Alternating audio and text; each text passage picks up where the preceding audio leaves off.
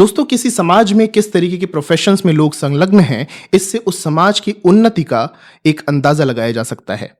ये बात वैदिक काल के लिए भी काफी हद तक सच है।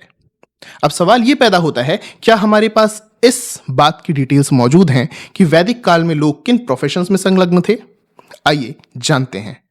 जब हम वैदिक काल के बारे में बात करते हैं तो फिर ऋषि, यज्ञ, राजा इत्यादि का ही विचार आता है।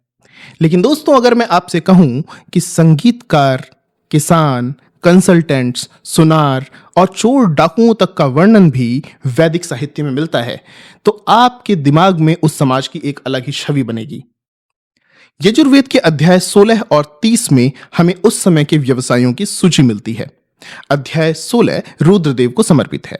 रुद्रदेव को अध्याय 16 में प्रकृति के कण कण में निवास करने वाला बताया गया है और इसी में यह भी कहा गया है कि रुद्रदेव हर व्यवसायी के अंदर भी विद्यमान होते हैं।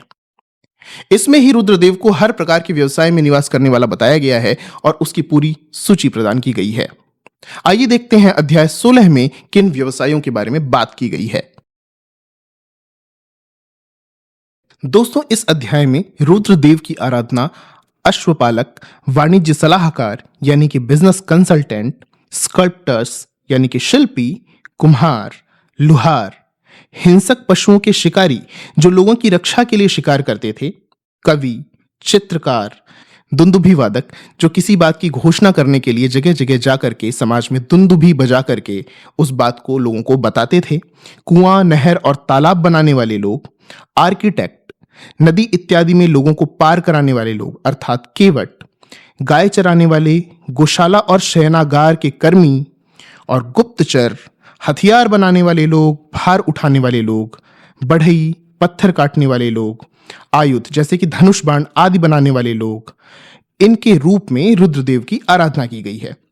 इसका अर्थ है कि वैदिक काल में ये सारे प्रोफेशंस मौजूद थे। दोस्तों, इनमें से बहुत सारे कर्मियों की नियुक्ति प्रशासन के द्वारा भी की जाती थी।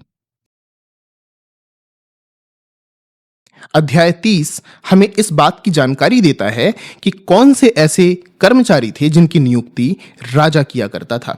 अध्याय 30 राजा को यह सलाह देता है कि राजा को इन इन कर्मियों की नियुक्ति करनी चाहिए।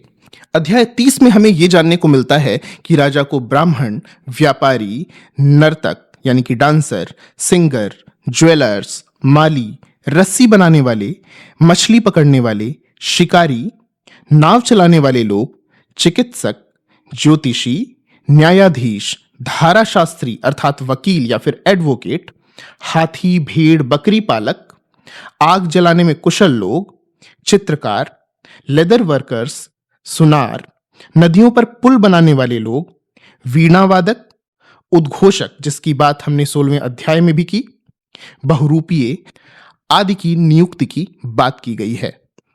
दोस्तों, इन दोनों अध्यायों को पढ़ करके हमें यह जानने को मिलता है कि वैदिक समाज काफी जटिल था और उस समय समाज में सिर्फ 4 वर्ण नहीं थे।